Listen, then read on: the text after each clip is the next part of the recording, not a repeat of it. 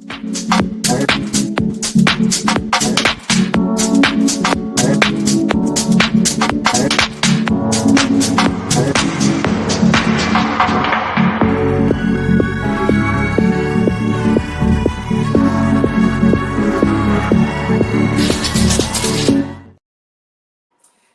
my Facebook and YouTube family. How are you today? Rebecca, I know I always say, have I got a treat for you today? But we really got a treat today. Yes, we really got a treat today because if it's anything that has to do with something that's positive for the Houston community, something that's positive for the, especially the Southeast Houston community, we're going to try to bring it to you. Of course. Every time. Rebecca, we try. We may not get everything, but we're going to try. And I'm going to tell you, probably, I'm not going to say last week, earlier this week, I happened to be on my Facebook page and I was looking, going through some of the different postings, and one of my Facebook friends, Constable Smokey Phillips, posts all of the events that are upcoming events and things that are coming on. And I happened to look on his page and it said free college tuition to all senior citizens via Houston Community College. And I said, skirt, like, how my friends list I used to do. And you know how they stop the car with their feet? Okay. It was almost like that. And I immediately messaged him and I said, can you please tell me who I would reach out to find out exactly how to get more information about this? And within 3 minutes, he messaged me back. He said, you need to reach out to Dr. Prieta Vanderbilt Stallworth, who is here with us today in the studio. It is a pleasure to be here. Thank you so much for I know coming when in. Crystal called me this week. Yes. And she was like, so we're gonna have a guest by the name of Dr. Prieta Stallworth. First thing I said, Pri? Of course. I actually said, Rebecca, I think one of your good friends or family members is going to be on our show this week. Definitely. And then we figured out the connection because the thing about it is your name is not an everyday name. It's even one in Houston. But Dr. Prieta, can you tell us a little bit about yourself and how you became affiliated with Houston Community College, kind of where you're from, and why this is so important to the community and to Houston? Well, I was born and raised here in Houston, Herman Hospital. Yes. I grew up in Blue Ridge, Section 1. My parents bought the first subdivision built house in Blue Ridge, Section 1. Right down the street from Reynolds Elementary. Yeah. My parents kept us in the community schools, Reynolds, Woodson, and Worthing. Absolutely. My sisters did Adams, Reynolds, Adams, and Worthing. My oldest sister actually did Grimes. Wow. And so I stayed in the community. It was a great environment. I know people say, "Oh, Sunnyside is this, Sunnyside is that," but we were really family. I could tell you probably 90% of the homes were two-parent households. And we all grew up, just by the way, we all grew up in Sunnyside. Yeah. We had teachers who did not play. Oh my God. Yeah, that's right. We had counselors who told you where you would go to school and what degree you would get. Yeah. That is exactly what happened to me.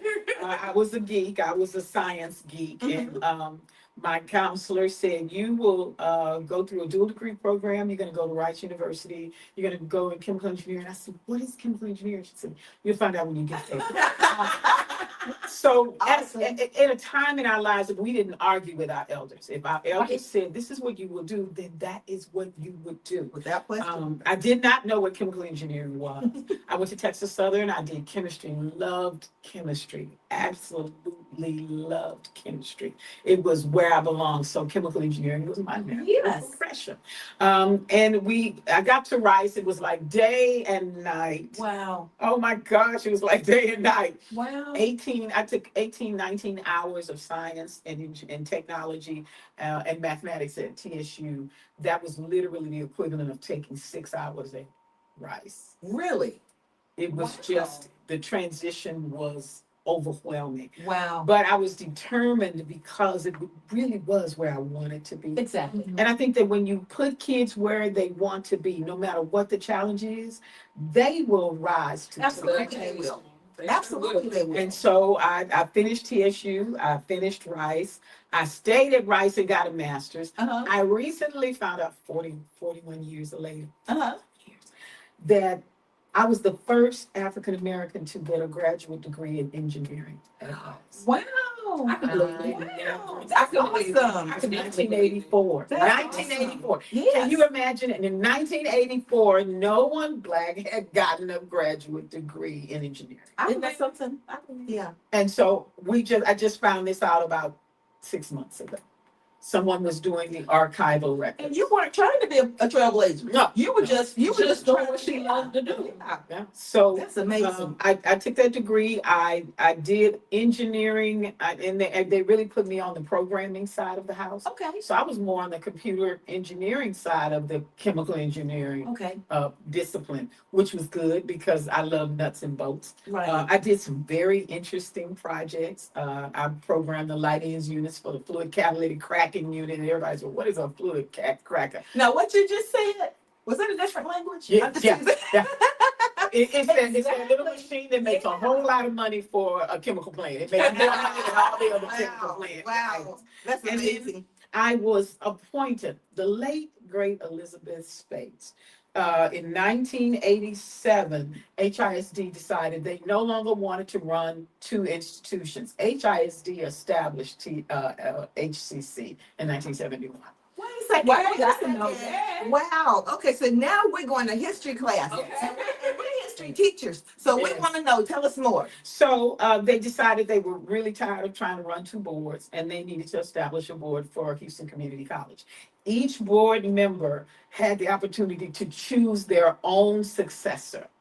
And so I was not 30 at the time. Okay. And Elizabeth Space decided that I would sit in her District 9 Right. seat. Oh, Now, that sounds like that's really nice, right? But when you have a mother and her best friend is Elizabeth Space, right. eh, You didn't question Uh, it. not only do you not question it, you're terrified Okay. because you absolutely understand that if you mess up, they're going to show up in the boardroom Absolutely. and publicly humiliate you. Absolutely. I had lived that a couple of times in high school when my kids would see my mother park in the front of the school and they would yell down the aisle, Priya, here comes your mama. And they all staring. That kind of mom. Yeah, I know about And that. so she appointed me and she said, if you mess this up, you have to deal with me and your mother, which Yeah. God knows I did not want to do that. It was an amazing experience. Right. I was really able to do some great things for District 9, in particular, purchasing the 100 acres on 288 South to build what is now South Right. Campus. Ooh. That happened. I had no idea that there was an affiliation ever between HISD and HCC. Yes, yes. So prior to that particular time, and tell me that date again. What was that? 1987 is when they decided, and in 89 is when they appointed us. So there was no Houston Community College? There was, but Houston Community College was run by the Houston Independent School District Board. They had Wow. 44 locations. They used the junior high schools and the high schools to build the Right. capacity, and they built it so well Right. that you had all of these locations and all of them were thriving. That is And they awesome. said, okay, we're going to have to create, when they gave us the charge to do something with it. Yeah. It's 44 locations. It's all over the place. We 44. have one president running all of this, and we It was said, too much. That yeah, was it's a too lot. much. That was So we decided that we needed 5 colleges, regional, right. and so we created that. We wanted each college to reflect its community, Absolutely. its region, and we did that. So we had Northeast and Northwest and Central College and Southeast and Southwest, and it worked. And we were committed. The 9 of us were committed. There were only 2 women on the board, myself and Herlinda Garcia, and I served with I will always call it the late great Bruce Austin, my dear friend that passed away a couple of years ago, and Jean Locke, Okay. and we served together on that board, and it was a very diverse board. which was a very interesting thing because HISD was a diverse board. And most boards in the country were not diverse like that. Right. And so I spent 5.5 years. And when I left, I moved to Mississippi. I married and moved to Mississippi. I was married to a Mississippi councilman, Biloxi City Councilman, who Okay. had national power, Okay. which was, that was kind of unusual to marry somebody in Mississippi with that kind of power nationwide. And African American. And African American. And he served at the national level, which was then with Maxine Waters. Okay. Okay, come on, Auntie She was, Maxine. she was state level at that time. And so that was an eye-opening experience because Mississippi was a very different environment. Right. Um, I can imagine. Southern Belle is a very real thing. It's a very real thing. Wow. And I was mentored by Lucy Marion Roberts, who is the mother of Robin Roberts. Okay. And so talk about a soft tongue that could break a bone. She would say, "Oh no, dear, that's not how we do things here." Right. I mean, the quintessential, Like, Southern Belle. Right. But she wielded extraordinary power because she was the state chair of their tourism board. She was brilliant, and I learned so much from her. I came home after 7 years with 2 kids and started my journey as a PTO queen. Okay. My children went to Parker Johnston, Bel Air, and Parker Johnston HSPVA because they were. Okay, so you moved to the Westbury area. No, I was actually beyond the Westbury area. I am far southwest. I am 1 mile from 59 South at Beltway 8. Okay. So I'm at the very corner edge. But Okay. Parker Elementary is a magnet school. So But okay, got my you. kids That's were right. musicians, and they were musicians. My daughter was a musician from 1st grade. My son was a musician from 4 years old. Wow. Parker Elementary it's still an amazing school for kids. Music magnet. 800 of her kids play the violin and the guitar respectfully, and they are brilliant Oh. at their craft. And my daughter said, "I don't want to play violin anymore," but my son still plays double bass and guitar and piano and percussions, and he teaches music to Wow. children. Wow. So, and he plays, he still performs. So he does classical and jazz and rhythm and blues and funk and whatever. Well, you paying him if it's a check he's coming. So now you've come back to Houston. You could have planted your roots anywhere else, but you decided to bring it back to Houston. I wanted my children to be raised in Houston Independent School District because I knew the value of it and because I knew what it had done for me. Okay. And so in 2017, they were like, "Okay, Mama, you've raised us. You've spent all your money on us. You've put all your time in us. Go away and find a life." My children put me out of motherhood. And so for 1 year, I did a doctorate in Christian education because I wanted to understand my spiritual station, which is intercessor. Right. And Right. so I spent a year in a theological environment, and I wrote a 200-page dissertation Wow. because I wanted to understand the difference Wow. between an intercessor and a prayer warrior, because Right. there is a difference. And I figured since I'm an engineer and I learned statistics, I can prove this statistically, which I Right. did do. Okay. So So then you decided to run Y'all see for- why she's on my into.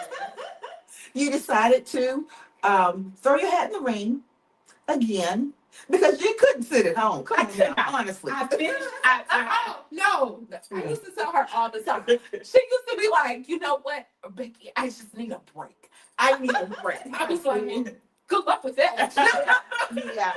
Yeah. No. I finished my doctorate. I walked across the stage on the 17th of August, and then a week or so later walked into It was 2018, 2017. A week or so later walked into Houston Community College Board Services office and signed on to run for District 9. That's awesome. That's awesome. And I ran against 2 gentlemen. Uh-huh. And one of the gentlemen, his wife was my supervisor because I was an adjunct professor.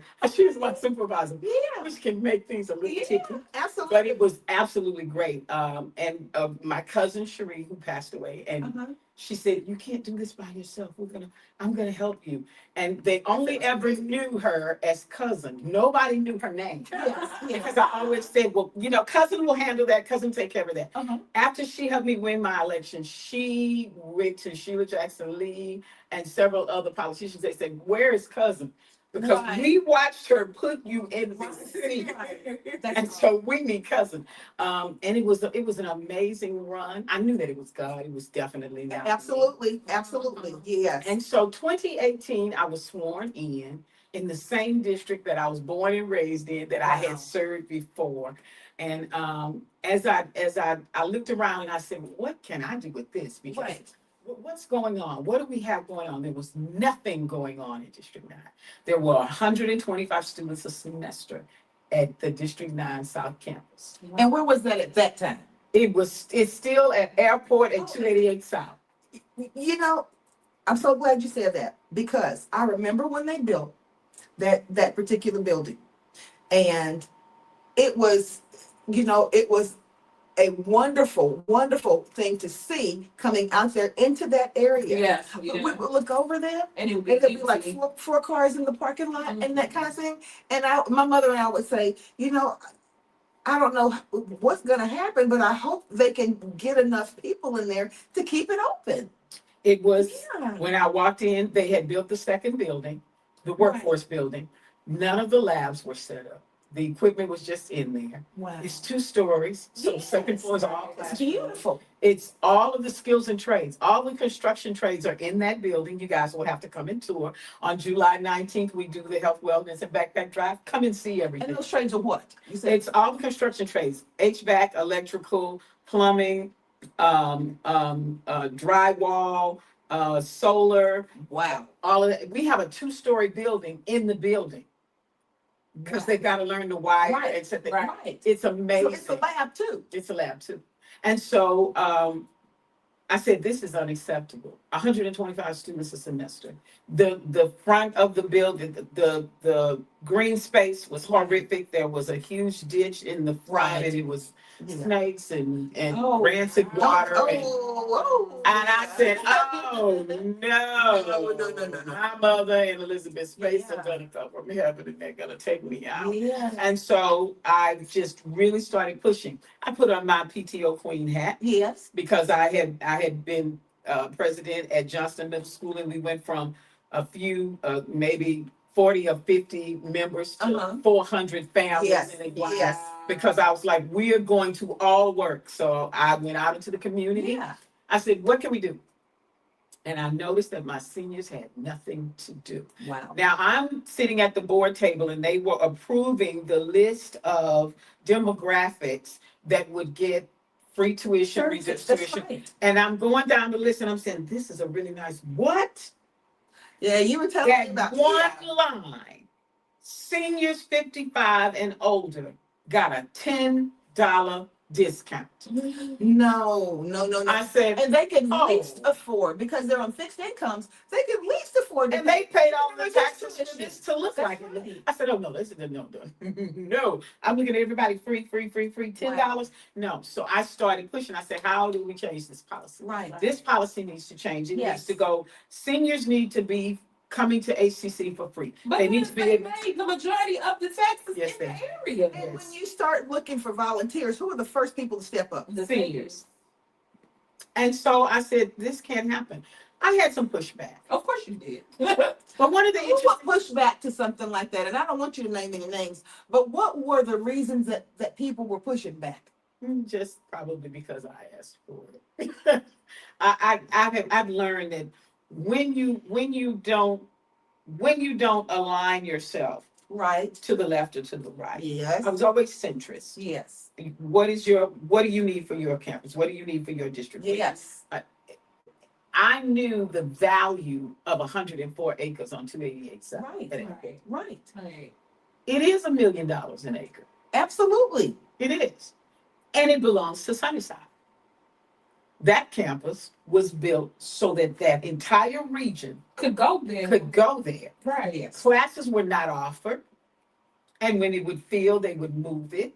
They would move classes, they would fill them up and then say, oh, there's no professor, you gotta go to East End, and you gotta go to Northwest, and you gotta go to Southwest, and no. So I said, And so carelessly, like there's nothing we can do about it. so let me start my seniors. We have community learning programs that they don't have to pay for. an hour, 90 minutes long. Yes. How to use your cell phone, how to Yes. navigate Yes. the internet. Things that seniors hadn't really learned. They pick up their phone, they use it, they answer it, they hang up. That's right. So I had a young man, Dr. Ravi Bombright, he is still there. Mhm. He had a list of community learning programs that did Wow. not cost my seniors anything. So I began to navigate through the churches and through the civic clubs and said, Right. y'all can take these classes because they're free. And they came. And I said, oh, they need to take real class. That's right. But they don't need to pay for it. So I said, what do you guys know about computers? We don't know nothing. That's right. And some of them Oh my because God. some of them do not want to come and sit in a general classroom because they feel embarrassed That's that they right. don't know. And if That's they've got lots of questions and you got somebody in here that's 19, somebody here that's 18, and they're just kind of going through these things on computers, and they'll withdraw from that. And Yes. they didn't grow up with that. They didn't Yeah. grow up with technology. Yeah. So And they don't it's, see it's anybody else something, who looks like them. right. So it's fearful for them because that's just something that's not been a part of their generation. Experience, that's right. Their experience. So AARP 5416, that is the group. Beverly Mitchell Jackson came and she said, they're putting us out of Tom Bass Park. We can't meet there anymore. And I said, not a problem. Yes. Why don't you just come on over Yes. to South Campus? She said, are you sure? I said, Yes. I can host. The trustee and the president can host. What do you need? They said, we only meet 90 minutes every third Thursday of the month. Wow. Not a problem. Why don't you guys come? Why don't I introduce you to things? Let's let you take a tour. Yes. At the time, she had about 60 people. And this was when? This was 2018. Okay. This was So things are right. happening fast. Right, That's right. great. This was Yeah. around May 2018. So she said, okay, well, let's see if we can meet. They came to meet. They loved the community room. And so I said, okay, this is really good. I said, what do you guys want to do? There was a 96-year-old in the room, Dorothy Thomas, who was a retired teacher. She said, well, I need to learn computers Yes. because I don't know anything about computers. I said, Right. I think we could figure out how to fix that. At the same time, I'm maneuvering, trying to figure out how we're going to put this on the agenda Yes. so that seniors do not pay. Right. Right. My goal was 55 and older would not pay. Right. They modified it, and there was some discussion at the table. I said, well, if you don't vote for this, Right. I guess I'll just have to go back and tell every male ballot voter that you just didn't vote to support them. That's right. And they vote. They are the ones. They are the voters. That's right. That's right. Blackmail. I guess I'll have to tell them. Yeah. And I was going to go back to all of those entities, all the churches, all the civic clubs, all the That's super right. neighborhoods, and say, sorry, guys, they said no. Right. It was a unanimous vote. See? So 55 to 64 paid half tuition, and they still pay half. 65 and older pay no tuition. Wow. So you might have fees, but you will have no tuition. Right. And so for most of the classes, that's practically free. Yeah. And so the blessing is, I said, they wanted a computer class. I went back to the chancellor. I said, we need a computer class. The president of South Campus was the president of Central College. Right. We need a computer class for seniors. We need to teach the seniors. Yes. They prepped 6 instructors, and the first day of enrollment for class, 125 seniors showed. Wow. They went and got their friends. Of course. And so they set the classes up, Right. and they got ready to walk to class. And the 96-year-old looked back and said, the very least you could have had was traveling music. Oh. Well, she's an educator, so that's right. They had a 21-year-old Hispanic woman in the class, and she was like ecstatic. This is great, because she was in the class with all these elders. Yes. And she said, I'm the only one here. This is great. And I said, well, what do you want to? No. I'm going to sit right here with them. Because Yeah. everything that they taught them in the level of detail that this 21-year-old Right. could appreciate. Right. And they all got through the class. Nobody dropped the class. And then That we is repeated awesome. it. So now we wanted to know, what else do you want to take? Because we're able to create classes that are for them, Right. so that they do have their compass. Right. Oh, they used to help each other in class. I said, yo, gee, this is a test. We're just reading it.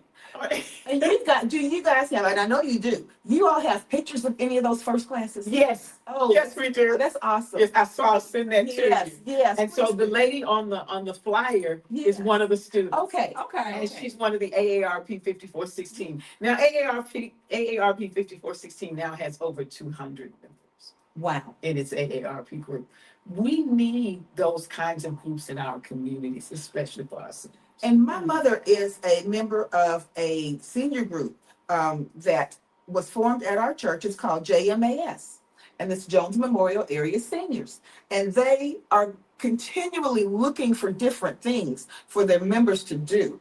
And the thing about it is, their members are 55 plus. So This is good for them. that's me, you know. So people can, you don't have to be 65 in order to be a part of that. They're looking for things to do. This is wonderful. And we've had our first 2 graduates. Now, you can take 2 classes a semester Yes. for as long as you like.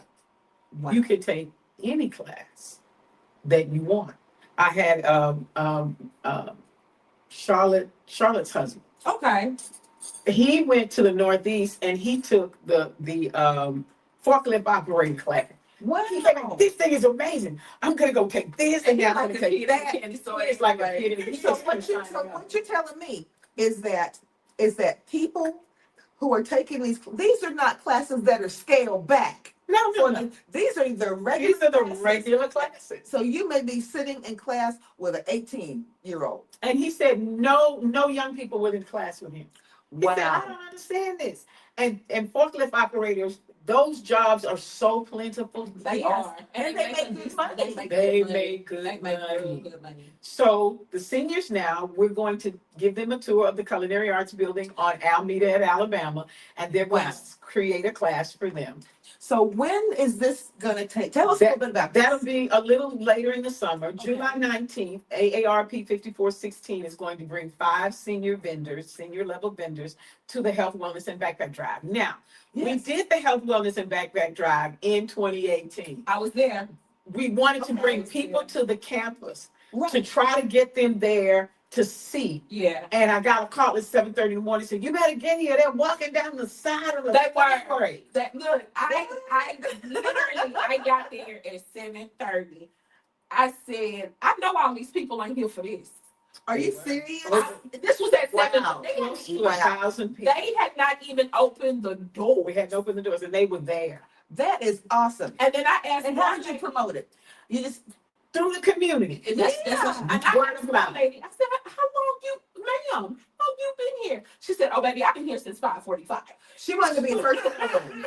That is awesome. So is the Health, Wellness, and Backpack Drive something that you all now do yearly? It is our annual event. Awesome. When we did that and we let everybody tour and we had lunch and people like, it was very well done. We had vendors. We don't charge for our vendors, and I know that's a burden on me, but we don't charge for our vendors because we want them to come. And every year, Workforce Solutions comes and looks for people for jobs and vouchers. They'll give you a voucher to come back to HCC to go to school.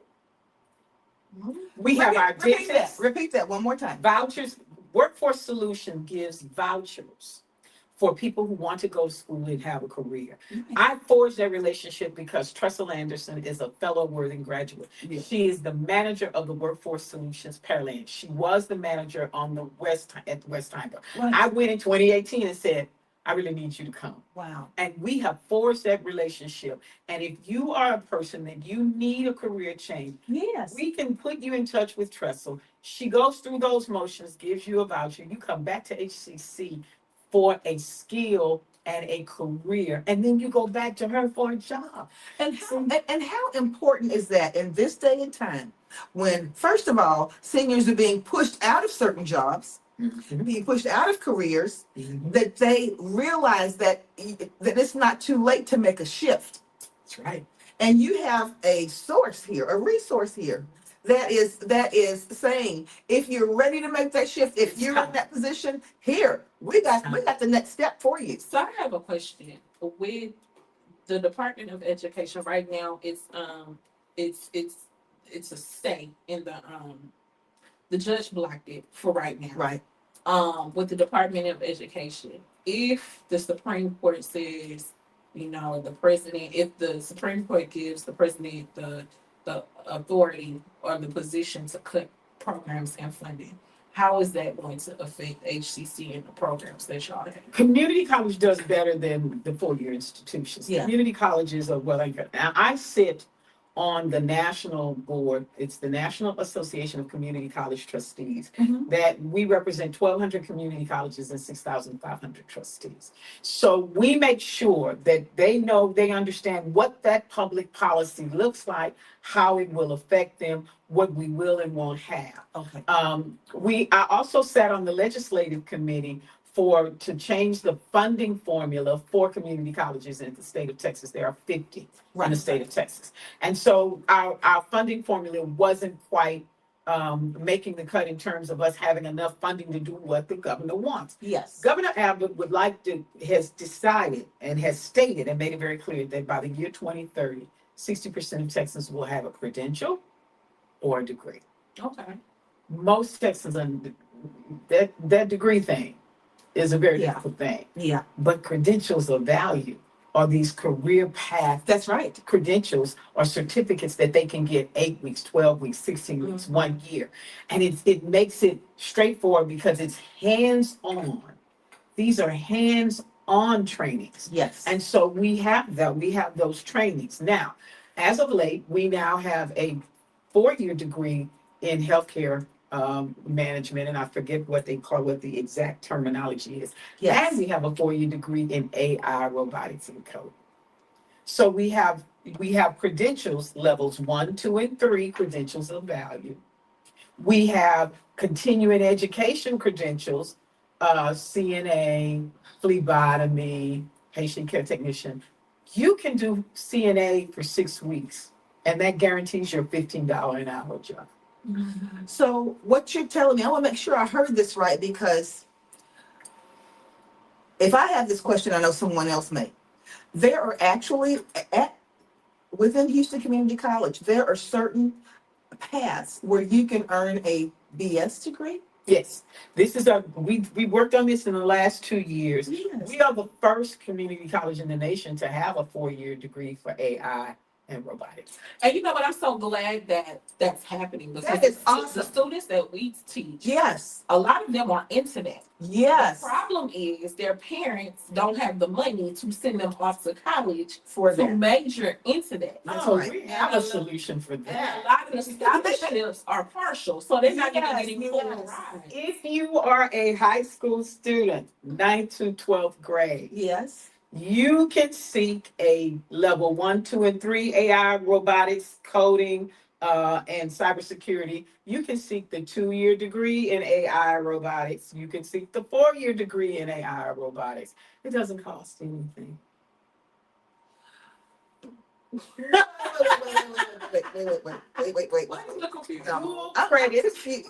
Dual credit and early college high schools Yes. do not charge parents for their kids taking college courses. Right. So when they graduate from high school, they can graduate with a certificate simultaneously in AI. Not just a certificate. We have a few hundred kids that graduate with a 2-year degree from HCC. Yeah. Every graduation, So then when they those go kids off are to sitting college, in the audience graduate. right? So then when they go off to college They're in the school juniors. in Texas, Yes. they're classified as juniors and not freshmen. So then they graduate. So when they graduate from college, they leave in college with 2 degrees, an associate's degree And a bachelor's. and a Yes. bachelor's. So really, what you're saying is that if you want to work, if you want to have a career, if you want to be successful, and if you have the aptitude, you don't have any excuses. Not You do anymore. not. And I need to give my congressman kudos. I went to Congressman Green for help for the first health, wellness, and backpack drive, Yes. and he brought his team Awesome. That's to awesome. work with HCC for Yes. that. And he comes every year. His team comes every year. That is awesome. But what he also did is the Congressional App Challenge. And what's that? The Congressional App Challenge is where students, high school students who are in dual credit, Yes. they can compete, and this is really interesting. They can write an app and compete with that app across the nation against other students in other congressional districts. And if If they win with yes. him, they get to go to Washington D.C. and compete with the other National. congressional app winners. Now, Wow. God always has a plan because I'm always false. That's right. And blindfolded and fast backwards. That's my life. Yeah. So last November, my alma mater established Rice Bangalore.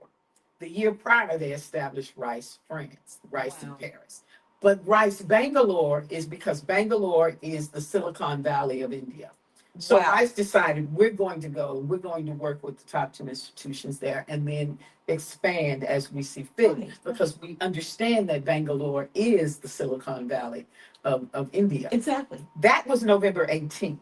December 5th, I was invited to go to Bangalore Mhm. for what's called the Thai Unicon Global Summit. Okay. Thai Unicon used to be called the Indus Innovation.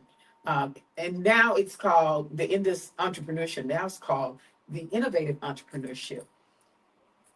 This global summit over the course of 5 days had 25,000 people. I could not Wow. wrap my head around people 10,000 a day showing up. I was not ready for that. From all over the world. Worldwide, they have 40 chapters in 30 countries. Their kids code early in life, but they're hardcore coders. Yeah. I mean, they code to solve problems, Exactly. issues. Exactly. And so I went thinking JD Tatum Green, who is a retired HISD teacher, Right. who has every certification HISD can offer. Right. She has them all. And she said, we're going. She said, I'm going because I've always wanted to go and I don't speak the Yes, language and yes. I didn't have anybody I can trust. Now we're going because we're going to be part of this. Right. I went and they made me a speaker. Wow. And so from what I remembered, I was the only board level trustee To speak. from an institution Right. to speak, which was perfect because my alma mater had just come, which is Exactly. why they wanted me to speak. Right. So the Congressional App Challenge now allows our kids to compete, and I brought them in to work with Congressman Green's program, Yes. so that our kids can compete internationally, not just nationally. Yes. Now I've got to ask you this, because you got to see firsthand. Oh, I got to see it. And we're living in a time right now, and Rebecca always references this. We're living in a time where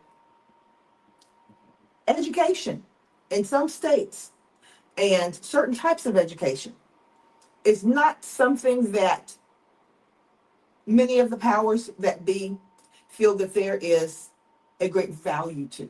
So as Americans, we see ourselves, and especially young people, falling further and further and I further mean, behind. you even look here in Texas, and me and you had that conversation. I think you and I have had it too, Priya.